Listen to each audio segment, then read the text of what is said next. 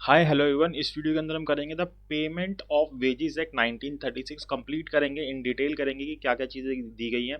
सो हम स्टार्ट करते हैं। देखो, जो पेमेंट ऑफ वेजेस एक्ट 1936 है वो क्या है।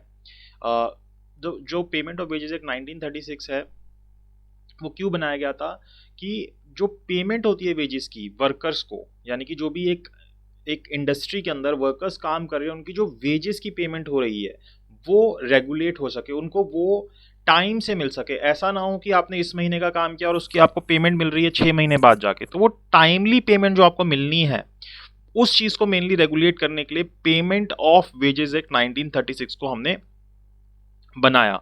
और अगर आपकी वेजेस में से कोई इलीगल डिडक्शन की जाती है, यानी कि एम्प्लॉय की वेजेस में से कोई इलीगल डिडक्शन यानी कि कोई गलत तरीके का पैसा काटा जाता है या कोई लेट किया जाता है पैसा देने में, तो उसके रिगार्डिंग यहाँ पे आपको रेमेडी दी गई है कि आपके पास क्या रिलीफ है, आप कैसे वो जाके पैसा मांग सकते हैं। तो ये चीज basically payment of wages act के अंदर कवर की गई है। तो यानी कि पेमेंट ऑफ वेजेस किसको कवर कर रहा है, रेगुलेट कर रहा है पेमेंट ऑफ वेजेस को। किसकी, वर्कर्स की, जो कि एम्प्लॉयड है इंडस्ट्रीज के अंदर, उनकी जो वेजेस है उनको रेगुलेट कर रहा है और उनको स्पीडली वो पेमेंट दिलवा रहा है। और साथ ही साथ इफेक्टिव रेमेडी दे रहा है कि अगर उनकी वेजेस में से कोई इलीगल डिडक्शन की जाती है तो वो डिडक्शन उनसे ना हो और उनको वो पैसा उनको मिल जाए। अब ये पैसा कैसे मिलता है, जैसे जब आप पढ़ोगे तो उसके अंदर सेक्शन 6 के अंदर दे रखा है कि ये पैसा आपको करंट कॉइन के अंदर, यानी कि जो अभी हमारी करंट करेंसी चल रही है, नोट्स हो गए, सिक्के हो गए, उसके अंदर आपको ये मिल सकता है। ठीक है, चेक के फॉर्म में मिल सकता है, आपके बैंक अकाउंट में क्रेडिट हो सकता है। तो इस तरीके से इसकी आपको पेमेंट हो सकती है। अब ये जो वेजेस एक्ट का सेक्शन 6 है इसको अमेंड किया गया था 2017 के अंदर, और एक जो ये मोड था, ये जो बैंक अकाउंट में डालने वाला, ये ऐड किया गया था जो कि पहले नहीं था। ठीक है, तो making payment of wages in current coin ये पहले भी था, नोट्स और बाय चेक और by crediting in the bank account of the worker, इस चीज को ऐड किया गया। ये एक तरीके से ये अमेंडमेंट इसलिए की गई ताकि हम चीज़ों को और फास्ट कर सकें और बैंक अकाउंट में डायरेक्टली जो वर्कर्स हैं उनके पैसा आ जाए। इसी के साथ इस अमेंडमेंट ने अप्रोप्रिएट गवर्नमेंट को, यानी कि सेंट्रल या स्टेट गवर्नमेंट को ये पावर दी कि वो नोटिफिकेशन निकाल सकती है ऑफिशियल गजट के अंदर और स्पेसिफाई कर सकती है ऐसी इंडस्ट्रीज या ऐसी एस्टेब्लिशमेंट्स को जहां पे एम्प्लॉयर को कंपलसरी वो पैसा जो है या तो चेक के थ्रू देना होगा या फिर बैंक अकाउंट के अंदर क्रेडिट करना होगा। ठीक है, तो यानी कि ये सेक्शन ये अप्रोप्रिएट गवर्नमेंट को पावर दे रहा है ये बताने के लिए कि ऐसी कौन सी इंडस्ट्रीज, ऐसी कौन सी एस्टेब्लिशमेंट्स होंगी जहां पे ये शेल वर्ड आ जाता है कि जो एम्प्लॉयर है उसको क्या करना पड़ेगा, पैसा देना ही पड़ेगा अपने एम्प्लॉयज को। कैसे, चेक से या फिर बैंक अकाउंट में क्रेडिट करके। इन्हीं दोनों मेथड को यूज करना है। वो करंट कॉइन या करेंसी नोट्स के अंदर, यानी कि कैश की वे के अंदर वो वेजेस की पेमेंट नहीं करेंगे। तो इसके लिए भी गवर्नमेंट ने एक नोटिफिकेशन निकाली थी 26/4/2017 के अंदर, जहां पे बोला कि जो railway, air transport services, mines, oil fields हैं जो कि सेंट्रल स्फेयर के अंदर आ रही हैं, वहां पे जो पेमेंट है वो सिर्फ और सिर्फ चेक या फिर डायरेक्टली बैंक के अंदर क्रेडिट ही होंगी। वहां पे आप करेंसी कॉइन्स या करेंसी नोट्स नहीं दोगे एम्प्लॉयज को। तो इससे एक इंश्योर हो जाता है कि आपको पेमेंट करनी ही पड़ेगी। फिर जो पेमेंट ऑफ वेजेस एक्टर्स की एक सीलिंग है, हर जगह पे नहीं लग रहा होता। तो ये वेज सीलिंग कितनी है कि अगर जब 1982 था, 1982 के अंदर ये 1600 रुपए की सीलिंग थी कि अगर 1600 रुपए पर मंथ तक मिल रहा है तो तब ये पेमेंट ऑफ वेजेस एक्ट लग जाएगा। फिर इसको बढ़ाया, इसको 18,000 रुपये किया गया और एट प्रेजेंटली जो लास्ट अमेंडमेंट हुई थी उसके अंदर ये अमाउंट 24,000 रुपये कर दिया गया था। इससे ऊपर पे नहीं लगेगा, ये सीलिंग कर दी गई थी। ठीक है, तो हर जगह नहीं लग रहा, ये सीलिंग है, यहीं पे पेमेंट ऑफ वेजेस एक्ट लगेगा। अब सेक्शन 3 के अंदर हमें एम्प्लॉयर की क्या बताई गई, रिस्पॉन्सिबिलिटी बताई गई। क्या रिस्पॉन्सिबिलिटी है, सीधी सी बात है कि एम्प्लॉयर को अपने एम्प्लॉय को पैसा देना है। तो यहाँ पे एक चीज़ इन्होंने ये बताई कि सिर्फ एम्प्लॉयर का मतलब ये नहीं जो कि कंपनी का मालिक है या फैक्ट्री का मालिक है उसी को हम बोल रहे हैं। यहाँ पे इसने टर्म एम्प्लॉयर के अंदर बहुत सारी चीज़ें इंक्लूड की, यानी कि जैसे कि मान लो एक फैक्ट्री के अंदर अगर एक मैनेजर है उसको भी हम एम्प्लॉयर बोल रहे हैं। तो अगर उस फैक्ट्री के अंदर वेजेस पे नहीं होती तो this manager will be responsible for that. इसी तरीके से अगर किसी व्यक्ति को सुपरविजन के लिए अपॉइंट किया तो ये जो सुपरविजन के लिए अपॉइंट हुआ है इसी को हम एम्प्लॉयर बोल देंगे। या भाई कॉन्ट्रैक्ट के हिसाब से कोई व्यक्ति एज अ डेजिग्नेट किया गया, भाई कॉन्ट्रैक्ट के अंदर कोई चीज़ चल रही है और वहाँ पे एक ऐसा व्यक्ति अपॉइंट किया गया जिसको बोला गया कि ये सारी चीज़ें संभालेगा, तो वहाँ पे वो व्यक्ति एम्प्लॉयर कहलाएगा। तो उनको ये पेमेंट करनी होंगी, वो रिस्पॉन्सिबल होंगे इस पेमेंट के लिए। ठीक है, सेक्शन 3 ने ये बात बोली।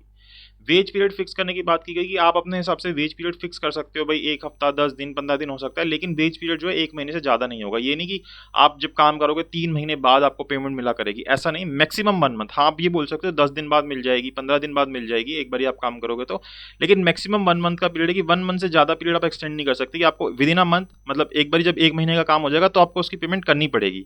आप ये नहीं बोलोगे 1 महीने 15 दिन जब आप काम करोगे तब आपको उसकी पेमेंट मिलेगी, ऐसा नहीं होगा। तो वेज पीरियड मैक्सिमम 1 मंथ का हो सकता है, उससे ऊपर एक्सीड नहीं कर सकते। उससे कम आप रख लो कि आप 2 दिन काम करोगे आपको 2 दिन की पेमेंट मिल जाएगी, वो चीज़ की जा सकती है। Time of payment of wages, अब यहाँ पे आता है सेक्शन 5 के अंदर कि कौन सी सिचुएशन के अंदर आपको कितने दिन के अंदर पेमेंट करनी है। तो अगर 1000 से कम एम्प्लॉइज हैं, ठीक है, the wages of every person employed upon और इन एनी रेलवे फैक्ट्री और इंडस्ट्रियल और अदर एस्टेब्लिशमेंट जहाँ पे 1000 से कम एम्प्लॉइज हैं, तो वहाँ पे जो पेमेंट है आपको 7 डेज के अंदर मिल जाएगी। यानी कि मान लो कि आपने इस महीने काम किया, जनवरी में आपने काम किया, तो जैसे ही जनवरी खत्म होगा, जनवरी खत्म होने के विद इन 7 डेज आपको उसकी पेमेंट मिल जानी चाहिए। ये चीज़ इसने यहाँ पे बोली है। और वहीं अगर मान लो बड़ी एस्टेब्लिशमेंट, यानी कि wages of every person employed upon any other railway factory और इंडस्ट्रियल और अदर एस्टेब्लिशमेंट, यानी कि 1000 से ऊपर के एम्प्लॉयज अगर आ रहे हैं, तो उस सिचुएशन के अंदर आपको 10th डे तक आपकी पेमेंट मिल जानी चाहिए। यानी कि एम्प्लॉयर की ड्यूटी बताई गई है कि अगर 1000 से कम एम्प्लॉय हैं तो जैसे ही महीना खत्म होगा, जैसे ही जो भी आपका वेज पीरियड था वो खत्म होगा, उसके विद इन 7 डेज आपको पेमेंट करनी है। 1000 से ऊपर एम्प्लॉयज हैं तो जैसे ही वेज पीरियड खत्म होगा उसके विद इन 10 डेज आपको पेमेंट करनी ही करनी है। तो ये ड्यूटी है किसकी, एम्प्लॉयर की, कि उसको इतने टाइम के अंदर पेमेंट करनी है। लेकिन जैसे डॉक वॉफ जेटी वाले काम हो गए एक माइन के अंदर, तो वहाँ पे पेमेंट का टाइम 7 डेज ही रखा गया है। वहाँ पे फ़र्क नहीं पड़ेगा कि कितने एम्प्लॉयज़ काम कर रहे हैं। फिर उसके बाद बोलते हैं अगर मान लो किसी एम्प्लॉय को टर्मिनेट कर दिया, ठीक है, उसका काम भाई अब तू कल से नहीं आएगा, या जो भी है टर्मिनेट किया गया जिस भी रीजन की वजह से, तो जब वो टर्मिनेट हुआ है उसके आपको 2 दिन के अंदर अंदर उसकी आपको पेमेंट करनी है, जब भी वो टर्मिनेट हुआ है उसके बाद। ये चीज़ इसने यहाँ पे हमें बता रखी है। लेकिन क्या बोलता है कि employment of any person in establishment is terminated due to closure of the establishment, कि भाई एस्टेब्लिशमेंट क्लोज हो गई इस वजह से उसको निकाला जा रहा है। भाई हम आपको नहीं निकाल रहे कि आपने गलत काम किया, हम खुद ही हमारा काम बंद हो रहा है इसलिए आपको निकाला जा रहा है। For any reason other than a weekly or other recognised holiday the wages earned by him shall be paid before the expiry of second day from the day on which the employment is so terminated. तो वहाँ पे भी जिस भी दिन employment खत्म हुई है उसके विद इन 2 डेज के अंदर ही पैसा देना है। तो इन दोनों सिचुएशन में 2 दिन है, बाकी 7 दिन और 10 दिन का हिसाब है। Deduction from the wages of employees, अब क्या क्या चीज़ें जो हैं वेजेस में से काटी जा सकती हैं, जब आपको पेमेंट होगी तो क्या चीज़ काट के पेमेंट की जा सकती है। तो सिंपल सी चीज़ है कि भाई अगर आपके ऊपर कोई फाइन लगा है तो वो आपकी वेजेस में से काट लिया जाएगा। अगर आपने कोई प्रॉपर्टी जो कि आपको एंट्रस्ट की गई थी, आपके हाथों में दी गई थी, आपने उसको डैमेज किया या उसके अंदर कोई लॉस किया, तो वो आपकी वेजेस में से काट लिया जाएगा। हाउस एकोमोडेशन आपको दी गई है तो उसका जो खर्चा है वो काट लिया जाएगा।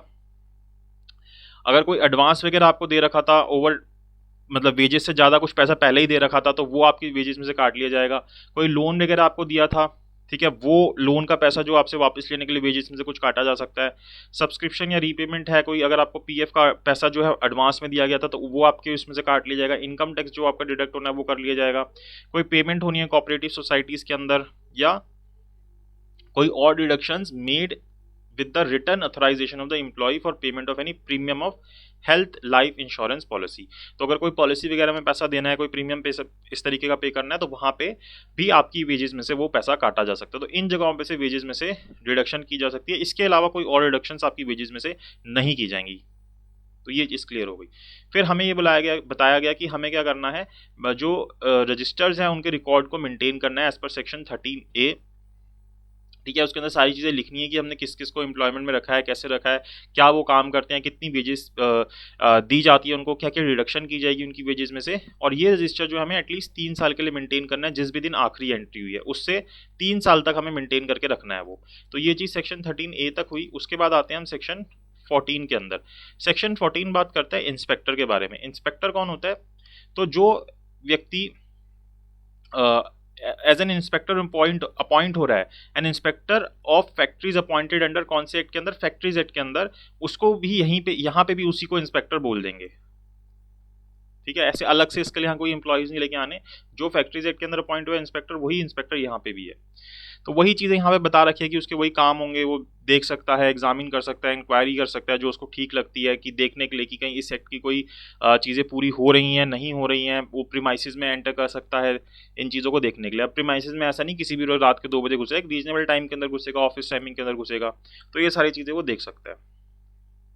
और आपको उसको पूरी हेल्प करनी है इंस्पेक्टर को, जितनी भी entry, inspection, supervision, examination, inquiry करने के अंदर आपकी ड्यूटी बनती है, एम्प्लॉयर की ड्यूटी बनती है।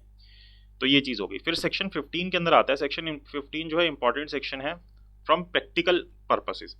तो अब अगर मान लो आपके साथ ये कोई चीज़ हुई कि भाई आपकी सैलरी में से कुछ डिडक्शन कर, वेजेस में से कुछ डिडक्शन कर ली, या कोई आपको पेमेंट लेट दी जा रही है जो कि गलत डिडक्शन की है, ऐसा कुछ किया, या पेमेंट बहुत लेट दी गई है, तो उस सिचुएशन के अंदर आपके पास क्या रिलीफ रहेगा। तो इसने बताया कि यहाँ पे क्या है कि जो अप्रोप्रिएट गवर्नमेंट है ना, हमारी जो गवर्नमेंट है वो क्या करेगी, एक अथॉरिटी बनाएगी। उस अथॉरिटी के अंदर कौन व्यक्ति हो सकता है, इनमें से कोई भी हो सकता है भाई, किसी को भी बिठा सकती है, कमिश्नर को, वर्कमैन कंपनसेशन के, या कोई सेंट्रल गवर्नमेंट का ऑफिसर हो जो कि रीजनल लेबर कमिश्नर हो, असिस्टेंट लेबर कमिश्नर हो, या स्टेट गवर्नमेंट का कोई ऑफिसर है जो कि असिस्टेंट लेबर कमिश्नर से रैंक के कम का नहीं है, जिसने 2 साल का एक्सपीरियंस हो, ठीक है, या प्रिजाइडिंग ऑफिसर है लेबर कोर्ट, इंडस्ट्रियल ट्रिब्यूनल का, या कोई और ऑफिसर जिसको एक्सपीरियंस हो एज अ जज ऑफ अ सिविल कोर्ट या जुडिशियल मजिस्ट्रेट, उसको यहाँ पे अपॉइंट किया जा सकता है कि वो व्यक्ति जो है यहाँ पे अथॉरिटी होगा। किस चीज़ के लिए अथॉरिटी होगा, कि अगर कोई भी चीज़ एम्प्लॉयज़ के साथ गलत होती है, उनकी वेजेस रोक ली जाती है, या वेजेस नहीं दी जाती, या कोई गलत डिडक्शन कर ली जाती है, तो वो इसको सुनेंगे, वो इसको हियर करेंगे और डिसाइड करेंगे कि क्या चीज़ गलत हुई और क्या चीज़ सही हुई, और डायरेक्शन देंगे एम्प्लॉयर को कि आप उसकी पेमेंट कीजिए। अब ये अलग अलग एरियाज़ के लिए अलग अलग अथॉरिटीज इस्टेब्लिश हो सकती है, ऐसा नहीं कि पूरे इंडिया के लिए एक ही अथॉरिटी बना दी, क्योंकि वो पॉसिबल नहीं है। और हो सकता है कि किसी एक एरिया के लिए एक से ज़्यादा भी अथॉरिटीज़ बनाई जा सकती हैं, एंड देन गवर्नमेंट बता देगी कि किसके पास कितना काम रहेगा, क्योंकि हो सकता है कि एक एरिया के अंदर काम ज़्यादा हो। अब यहाँ पे आते हैं, अगर कोई डिडक्शंस कर ली जाती हैं आपके एम्प्लॉयर के थ्रू, यानी कि अगर एम्प्लॉयर को डिडक्शन कर लेता है, गलत डिडक्शन कर लेता है इस एक्ट को वायलेट करते हुए, या फिर आपकी पेमेंट डिले कर दी जाती है, आपको पेमेंट लेट दी जाती है, तो उस सिचुएशन के अंदर जो व्यक्ति यानी कि जो एम्प्लॉय है वो क्या कर सकता है, किसी लीगल रिप्रेजेंटेटिव को यानी लीगल प्रैक्टिशनर को अपॉइंट कर सकता है, या किसी ऑफिसर को अपॉइंट कर सकता है रजिस्टर्ड ट्रेड यूनियन के, या कोई इंस्पेक्टर हो सकता है इस एक्ट के हिसाब से जो कि उसके बिहाफ पे यहाँ पे इस अथॉरिटी के सामने जो सबसेक्शन 1 के अंदर सेक्शन 15 के बनी है उसके सामने एप्लीकेशन लगा सकता है। कौन सी एप्लीकेशन, सबसेक्शन 3 वाली, अभी हम पढ़ेंगे। सेक्शन 15 सबसेक्शन 3 के अंदर एप्लीकेशन लगती है, तो यहाँ पे वो एप्लीकेशन लगा सकता है। कितने टाइम में ये एप्लीकेशन लगानी होती है, 12 महीने के अंदर लगानी होती है, जब भी इस तरीके की चीज़ हुई है उस दिन से, ठीक है, जब भी आपका ड्यू वगैरह पे करना था। और 12 महीने एक्सीड हो जाएंगे तब भी आपकी एप्लीकेशन सुन ली जाएगी, अगर आप सफिशिएंट कॉज शो कर देते हैं तो। फिर सेक्शन 15 सबसेक्शन 3 के अंदर एप्लीकेशन लगती है आपकी जो आपने सेक्शन 15 सबसेक्शन 2 के अंदर लगाई है, जिस व्यक्ति ने लगाई है। अब यहाँ पे जो अथॉरिटी है वो आपको सुनेगी, एप्लीकेंट को सुनेगी, और साथ ही साथ दूसरी जो पार्टी है यानी कि जो एम्प्लॉयर है उसको भी अपॉर्चुनिटी देगी अपनी बात रखने की। दोनों को सुनने के बाद फिर डायरेक्शन दी जाएगी, जो भी अथॉरिटी को ठीक लगेगा उस हिसाब से, कि भाई एम्प्लॉयर को बोला जाएगा कि आप इसका अमाउंट जो है रिफंड करो जो आपने गलत डिडक्ट कर लिया है, डिलेड वेजेस जो है वो पे करो, और साथ ही साथ कंपनसेशन पे करो जितना ठीक लगता है, लेकिन वो मैक्सिमम 10 टाइम्स होगा जितना अमाउंट डिडक्ट किया उसके, यानी कि अगर आपने 10 रुपये डिडक्ट किया तो मैक्सिमम कंपनसेशन आपसे 100 रुपये दिलवाया जाएगा। और ये अमाउंट जो है 10 टाइम्स होने के बावजूद भी किससे ज़्यादा नहीं हो सकता, 3,000 रुपये से ज़्यादा नहीं हो सकता, but not less than 100 and 500 rupees, और 500 रुपये से कम नहीं हो सकता, ठीक है। तो मिनिमम 500 रुपये तो मिलेंगे, मैक्सिमम 3,000 रुपये मिलेंगे एज अ कंपनसेशन। फिर provided that claim under this act shall be dispose of as far as practicable, जितनी जल्दी हो सके उतनी जल्दी करेंगे। 3 महीने का टाइम दिया गया है, बट अगर नहीं हो पा रहा तो फिर आगे टाइम एक्सटेंड हो जाएगा। होता ही है क्योंकि 3 महीने में नहीं हो पाती सॉल्व चीज़ें। अब यहाँ पे बता रहा है कि प्रोविजो के अंदर की कोई डायरेक्शन नहीं दी जाएगी इस अथॉरिटी के थ्रू कंपनसेशन पे करने के लिए। कब नहीं दी जाएगी, अगर ये जो डिले पेमेंट की गई एम्प्लॉयर के थ्रू वो किस रीज़न की वजह से की गई। अगर कोई बोनाफाइड डिस्प्यूट है एम्प्लॉयर एम्प्लॉय के बीच में, इस वजह से पेमेंट ऑफ वेजेस लेट हुई हैं, तो फिर वहाँ पे डायरेक्शन नहीं दी जाएगी कि कंपनसेशन पे किया जाए। इसी तरीके से कोई एक्सेप्शनल सर्कमस्टांसेस आ गए, कोई ऐसी चीज़ आ गई कि भाई रीजनेबल डिलीजेंस से उसको अवॉइड नहीं किया जा सकता था और इस वजह से नहीं पैसे दिए जा रहे, तो वहाँ पे कोर्ट कहेगा ठीक है कोई बात नहीं, आप मत दीजिए। तो उसके लिए कंपनसेशन पे करने के लिए नहीं बोलेगा, पैसे तो दिलाएगा, कंपनसेशन से मना कर देगा, कंपनसेशन नहीं देना। या फिर जो खुद एम्प्लॉय था उसने पेमेंट को एक्सेप्ट नहीं किया, तो उन सिचुएशंस के अंदर कंपनसेशन पे नहीं होगा। तो 3 सिचुएशंस है जहां पे कंपनसेशन पे नहीं होता है, ठीक है। फिर अगर मान लो जो अथॉरिटी है जो आपकी एप्लीकेशन को सुन रही है, अगर वो सेटिस्फाई हो जाती है किस बात से कि जो एप्लीकेशन है या तो वो मेलिशियस या वेक्सिशियस थी, यानी कि जो एम्प्लॉई है उसने जानबूझकर गलत एप्लीकेशन लगाई है एम्प्लॉयर के अगेंस्ट, तो वहाँ पे फिर उसके अगेंस्ट पेनल्टी लग सकती है। पेनल्टी कितनी हो सकती है? 375 रुपीज़ हो सकती है, जो कि एम्प्लॉयर को पे होगी, यानी कि एम्प्लॉयर को पे करेगा। दूसरी बात, अगर मान लो जो कंपनसेशन डायरेक्ट हुआ है सबसेक्शन 3 के अंदर जो ऊपर हमने पढ़ा था, applicant ought not to have been complied to seek redress under this section. The authority may direct that penalty not exceeding 375 rupees be paid. तो यहाँ पे भी वही है कि 375 रुपीज़ की मैक्सिमम पेनल्टी यहाँ पे लग जाएगी, और जो भी डिसीजन आएगा इस अथॉरिटी का वो फाइनल होगा। फिर कोई अगर इंक्वायरी होती है सेक्शन के अंदर, उसको हम कैसे मान लेंगे? उसको हम जुडिशियल प्रोसीडिंग्स मान लेंगे। कौन से सेक्शन के अंदर? 193, 219 या 228 ऑफ आईपीसी के अंदर वो मान लिया जाएगा, डीम कर लिया जाएगा, ऐसा इसने बोला। फिर अगर कोई अमाउंट डायरेक्ट होता है कि भाई इस सेक्शन के हिसाब से रिकवर होना है, तो उसको कैसे रिकवर करेंगे? अगर मान लो जो अथॉरिटी जिसको रिकवर करना है वो खुद मजिस्ट्रेट है, तो वो कैसे रिकवर करेगा? जैसे किसी फाइन को रिकवर किया जाता है, सीपीसी के अंदर हम पढ़ते हैं ना फाइन कैसे रिकवर होता है। तो और अगर मान लो वो मजिस्ट्रेट नहीं है, तो फिर मजिस्ट्रेट को वहाँ पे पावर दी जाएगी और उसी तरीके से किया जाएगा जैसे वो किसी फाइन को रिकवर करता है। तो ये चीज़ यहाँ पे बता दी। अगर आपके बहुत सारे क्लेम हैं, अनपेड ग्रुप है, तो उसके लिए भी सिंगल एप्लीकेशन लग सकती है, इसमें कोई बड़ी बात नहीं है। फिर अपील की बात हो रही है, तो अब जब सेक्शन 15 की अपनी एप्लीकेशन लगाई, उसका जो भी डिसीजन आया सब सेक्शन 2 का या जो भी चीज़ें हैं उसके अंदर, तो आपको 30 दिन के अंदर अंदर अपील लगानी है जब उसका डिसीजन आया उसके। अब यहाँ पे क्या है कि आपकी अपील लगेगी स्मॉल कॉजेज कोर्ट के अंदर अगर आप प्रेसिडेंसी टाउन में रह रहे हैं, और डिस्ट्रिक्ट कोर्ट के अंदर बाकी अगर आप किसी और रीजन में रह रहे हैं तो। अब यहाँ पे जब आपकी अपील लगेगी बाय द एम्प्लॉयर और other person responsible for the payment of wages, या तो एम्प्लॉयर लगाएगा या कोई और व्यक्ति जो कि रिस्पॉन्सिबल था वेजेस पे करने के लिए, जैसे कि वो सुपरवाइजर हो गया या इस तरीके का कोई व्यक्ति हो गया। If the total sum directed to be paid by wages and compensation exceed 300 rupees or such direction as effect and imposing the employer order financial liability exceeding 1000 rupees. अगर इससे ज़्यादा का अमाउंट अथॉरिटी ने ऑर्डर कर दिया, तो वहाँ पे आप फिर क्या कर सकते हो? अपील लगा सकते हो कि ये जो है अमाउंट जो स्टैट्यूटरी लिमिट्स है उससे एक्सीड हो रहा है। मैक्सिमम कितना लगाना था? 3700 कुछ ऊपर पड़ा था हमने। अगर 300 रुपये इससे ऊपर का लग रहा है तभी आप अपील में जा सकते हो। ये नहीं कि आपके पास 100 रुपये का लगा, डायरेक्शन मिली और आप अपील में जा रहे हो, ऐसा नहीं है। मिनिमम 300 का होना चाहिए। और यहाँ पे भी यही है कि अगर आप एज अ एम्प्लॉय जा रहे हो, तो उस सिचुएशन के अंदर अगर आपको एम्प्लॉय में जाना है, अपील में जाना है, तो वहाँ पे भी आपका अमाउंट जो विदहेल्ड किया गया है वो भी एक मिनिमम अमाउंट होना चाहिए। कितना? withheld from the employed person exceed 25 rupees or from the unpaid group to which the employed person belonging or belonging exceed 50 rupees। अगर एक ग्रुप के अंदर गए तो मिनिमम 50 रुपये हो, और अगर आप सिंगल हो तो एटलीस्ट 25 रुपीज़ हो। कोई मतलब नहीं बन रहा है इस बात का, ठीक है। By any person directed to pay penalty under subsection 4 of section 15, या फिर जिस भी व्यक्ति के अगेंस्ट पेनल्टी लगाई गई है जो भी हमने पढ़ा ऊपर सेक्शन 15 के अंदर, वो व्यक्ति भी अपील के अंदर आ सकता है। और कोई भी अपील जो है उसके साथ मेमोरेंडम ऑफ अपील जरूर लगना चाहिए, इसके बिना आपकी अपील को नहीं सुना जाएगा।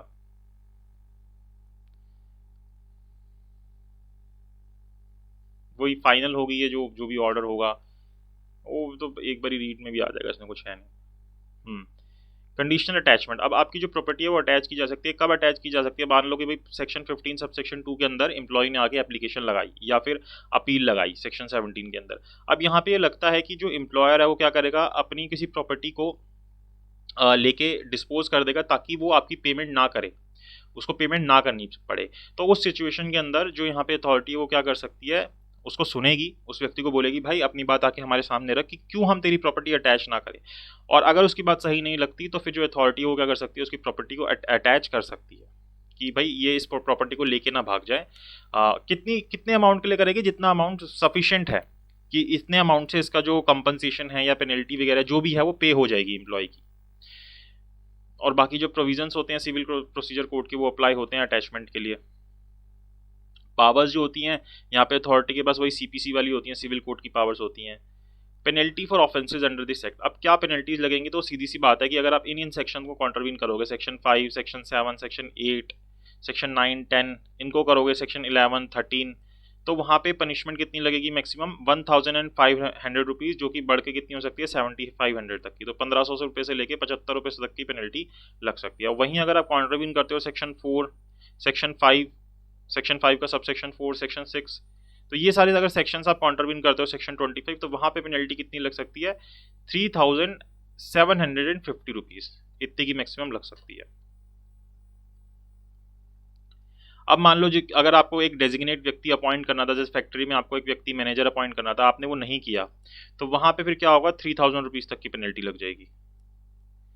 और however being required under section to maintain any records, भाई आपको सेक्शन 13A के अंदर बोला था कि आपको रिकॉर्ड्स मेंटेन करने हैं, या जो भी इन्फॉर्मेशन रिकॉर्ड ये सब चीज़ें मेंटेन करनी है, कोई इन्फॉर्मेशन प्रोड्यूस करनी है, फर्निश करनी है, आप नहीं करते, फेल कर जाते हो उस रिकॉर्ड को मेंटेन करने के लिए, या मना कर देते हो, जैसे इंस्पेक्टर वगैरह आया कि उसको इन्फॉर्मेशन चाहिए वो नहीं दे रहे, या आप जो रिटर्न वगैरह फाइल करनी थी वो नहीं कर रहे, ये सारी चीज़ें मना कर देते हो, तो उस सिचुएशन के अंदर कितने रुपये की पेनल्टी लगती है, 1500 रुपीज़ से लेके 7500 रुपीज़ तक की पेनल्टी लग जाती है। इसी तरीके से अगर कोई विलफुली ऑब्स्ट्रक्ट करता है इंस्पेक्टर को, नेग्लेक्ट करता है, इस तरीके की कोई चीज़ करता है इंस्पेक्टर के साथ, तो वहाँ पे 500 रुपीज़ से लेके 7500 रुपीज़ तक का फाइन लग सकता है। और अगर कोई दोबारा से गिल्टी हो जाता है इन ऑफेंसेस के अंदर, तो वहाँ पे 300 जो मिनिमम फाइन होगा वो कितने का होगा, 750 रुपीज़ से लेके 7500 रुपीज़ तक का फाइन लग सकता है, एक्सटेंड टू 22,000, सॉरी 75 नहीं 22,500, यानी कि 2250 रुपये तक का, तो यहाँ पे अमाउंट जो है वो बढ़ जाएगा।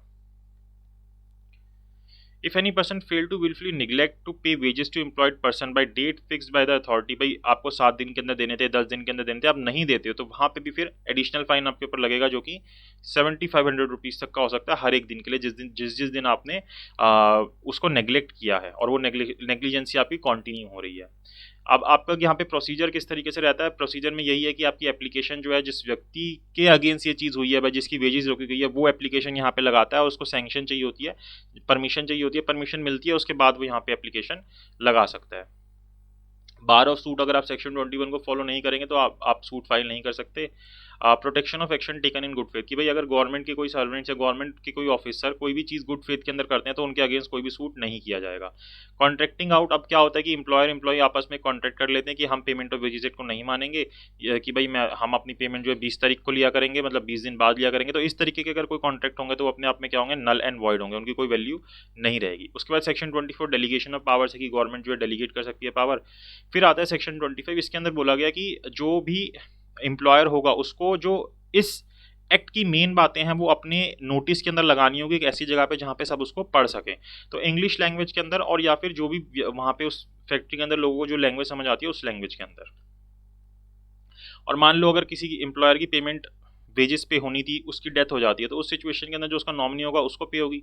अगर कोई नॉमिनी नहीं है तो जो प्रेस्क्राइब अथॉरिटी गवर्नमेंट के थ्रू बताई जाएगी उसके पास वो जमा पैसा कर दिया जाएगा, फिर गवर्नमेंट अपने हिसाब से उसको यूज़ करेगी। और ये अगर पेमेंट हो जाती है तो इसके होने के बाद जो एम्प्लॉयर है वो अपने आप में क्या हो जाएगा, उसकी लायबिलिटी डिस्चार्ज हो जाएगी, अब उसको किसी को पेमेंट करने की ज़रूरत नहीं है, गवर्नमेंट के पास रूल मेकिंग पावर है, और ये जो एक्ट आपका खत्म हो जाता है। सो आई होप आपको ये पेमेंट ऑफ वेजेस एक्ट समझ आया हो, और आपको वीडियो अच्छी लगी तो प्लीज़ लाइक कीजिएगा, शेयर कीजिएगा, चैनल को सब्सक्राइब जरूर कीजिएगा। Thank you so much for watching this video.